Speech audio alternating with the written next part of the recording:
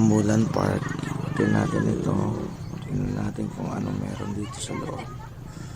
Ito yung view ng loob ng Ambulan Park. Ayan, kasama natin si Kuya. Siya yung guide natin.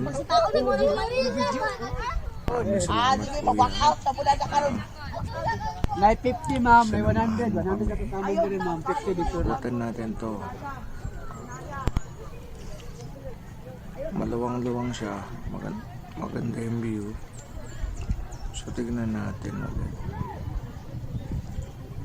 Pagod ka na ba Kuya? Parang hindi pa naman siya pagod. Yung kabayo kaya hindi naman siguro ako masyadong mabigatan.